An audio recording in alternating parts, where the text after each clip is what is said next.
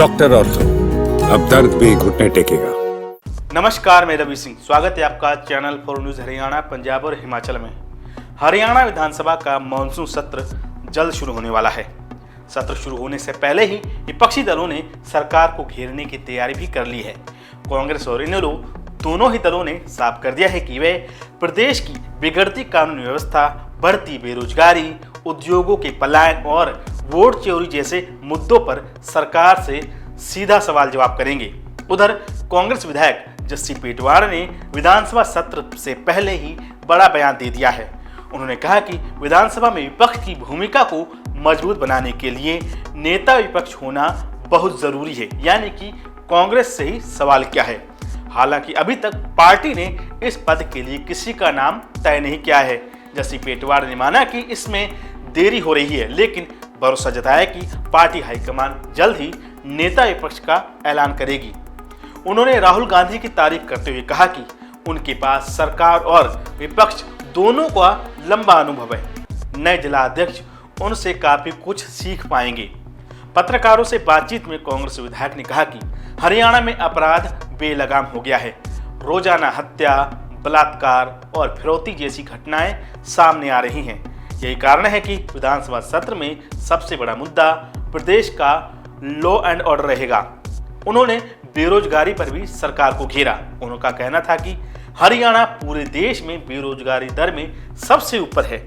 मुख्यमंत्री दावा करते हैं कि 1,20,000 कच्चे कर्मचारियों को पक्का किया गया, लेकिन हकीकत यह है कि लगातार कर्मचारियों को नौकरी से निकाला जा रहा है। वहीं थानेसर से कांग्रेस के विधायक और पूर्व मंत्री अशोक अरोड़ा ने कहा कि हरियाणा में कानून व्यवस्था पूरी तरह से चरमरा चुकी है।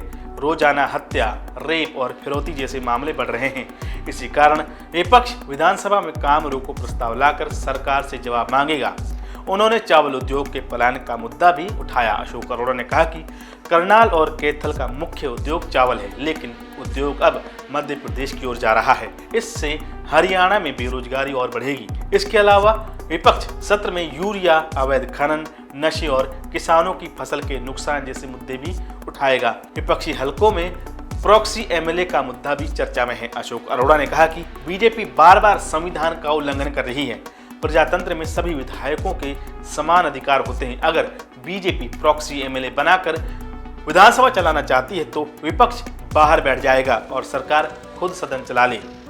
हरियाणा विधानसभा का मानसून सत्र शुरू होने से पहले ही राजनीतिक माहौल अब गर्मा गया है। कांग्रेस और इनेलो अन्य विपक्षी दलों सरकार को हर मोर्चे पर घेरने की रणनीति बना रहे हैं। वहीं सरकार विपक्ष पर आरोप लगा रही है कि केवल राजनीति कर रहे हैं। इस बार का मानसून सत्र प्रदेश की राजनीति में कई बड़े टकराव और खुलासों का गवाह बन सकता है। हालांकि विपक्ष के सवालों का अब बीजेपी भी जवाब देने को तैयार है और बीजेपी भी चाहती है कि ये विधानसभा सत्र चले और विपक्ष जो सवाल उठाएगी उसका उनको जवाब मिलेगा। डॉक्टर ऑर्थो, अब दर्द भी घुटने टेकेगा।